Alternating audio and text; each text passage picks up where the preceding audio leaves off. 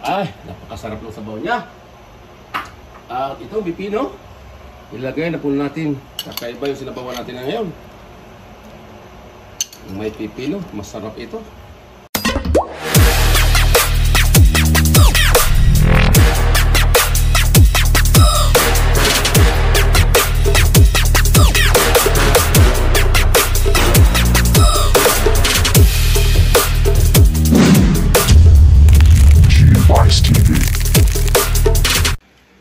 What's up mga guys? Magandang hapon po sa lahat. Welcome to Ronald's Home. So, nakarating lang natin galing po sa ating araw-araw na buhay. So, mayroon po tayo na biling isdang bakoko. So, ang tawag sa ating luluto ngayon ay sinabawang isdang bakoko na may pipino. Yun po isdang bakoko at pinaghiwalay na natin yung ulo at buntot at yung laman. Kasunod na lulutuin natin yun. So yun ang mga sangkap natin gagamitin. Luya, nandyan. Kamatis, buyas. At maglagay po tayo siling haba at pamintang buo. At maglagay po tayong fish board cube. At itong lemongrass or tanglad. Kakaiba ang ating sinabaw ngayon. May halong pipino. Yan po ang pipino nating sahog yan. At naglagay po tayo ng patis nating pampaalat sa ating gagawing sinabawang isdang bakoko na may pipino. So, ano pang hinantay natin? Tayo na magsimulang magluto. Ayan, napakulo na po tayo ng tubig sa kawali. Ilagyan agad natin tanglad. At itong sibuyas, kamatis, at itong luya, at itong siling haba. Ilagay na rin natin at itong fish broth cube. Maglagay tayo para lumasa lalo yung ating sinabawang isda. Kakaiba yung ating sinabawang isda ngayon. Maglagay po tayo ng pipino. So masarap ang sinabawang isda pat nilagyan ng pipino. So ayan, fish broth cube.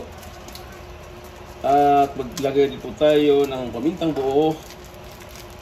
Dahil ngayon sinabawan dito, buo ang ating gagamitin paminta para magiging malasa ang sabaw ng ating sinabawang isdang bakoko. So maglagay na rin tayo ng patis, pampalat sa ating tinatawag na bawang isdang bakoko na may pipino. So ayan. So tatakpan na natin ito saglit. Antayin natin kumulo bago natin ilagay yung ulo at buntot ng isdang bakoko. So ngayon, titingnan natin yung ating niluto kung kumulo na bagari. Kumulo na po mga sangkap. At ngayon, ilagay na natin yung isdang bakoko, ulo at buntot.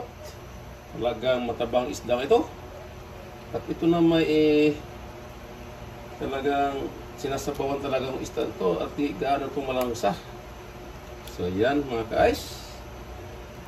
Kung gaano kalalaking ulo natin nabili ng isdang bakoko. So hindi po magkasya sa kawali ito. So maglagay po tayo ng another sabaw pa, tubig pa, medyo kukunti ang sabaw. So maglagay pa tayo ng kunting tubig na umaapong man lang ng kunti dito sa ating isda. Yan, okay na yan. So yan, antay lang natin kumulo ito. At pag kumulo ito at mabilis na po ito maluto, so ilagay na agad natin yung pipino pang-topping sa ating sinabawang isdang bakoko. A few moments later. Muli yung pagkakataon ay titingnan natin muli yung ating nilutong sinabawang isdang bakoko. So kumulo na po siya.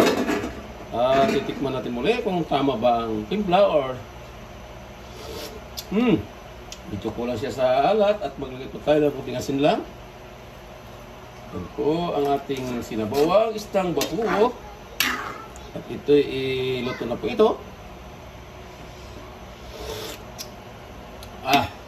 At maglagay po tayo ng Ajinomoto. Ajinomoto at maglagay rin po tayo ng palasa.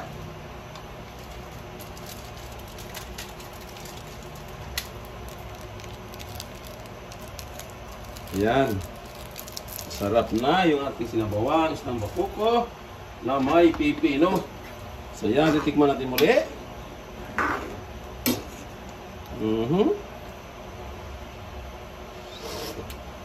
Ay, napakasarap ng sabaw niya. At itong pipino, ilagay na po natin. Kakaiba yung sinabawan natin na ngayon. May pipino, masarap ito. Igulay po ito eh. Ay kung ano guys kasama nito, kung ating halo nito. Ito po ay napakagandang gulay.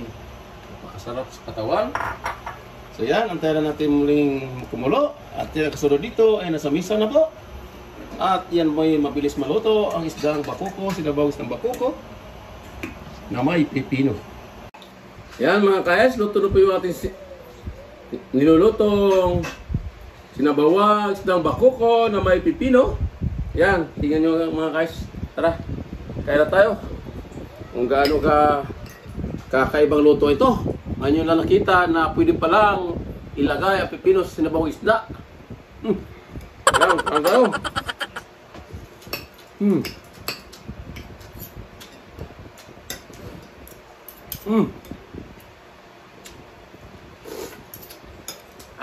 Ito pipino, ang sarap po.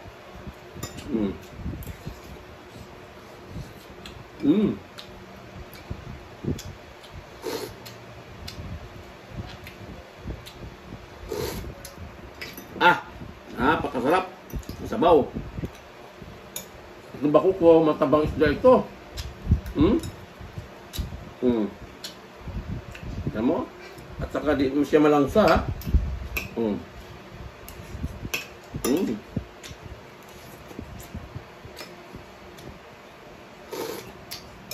Ayan na.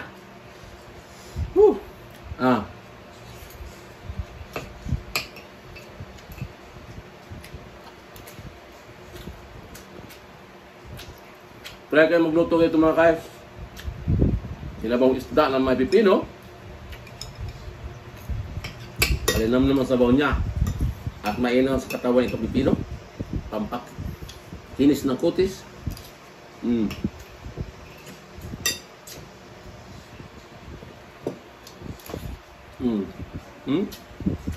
Kung nandandahan na kayo, matinig.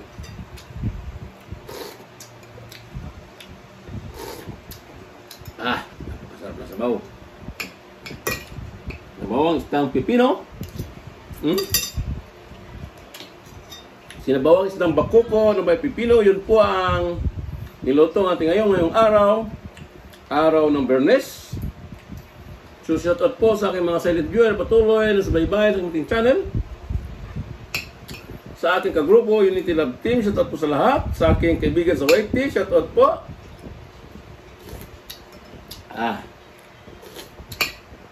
Try nyo magluto na sinabawang isdang bakuko na may pipino. Sa aking kasama mag-tube ice, sa aking customer sa tube ice, dyan po sa Antarctic Plus, tube ice plant. Biglang shout out po sa lahat. Hanggang dito na lang. Thanks for watching. God bless us. Hanggang sa muli. Bye-bye.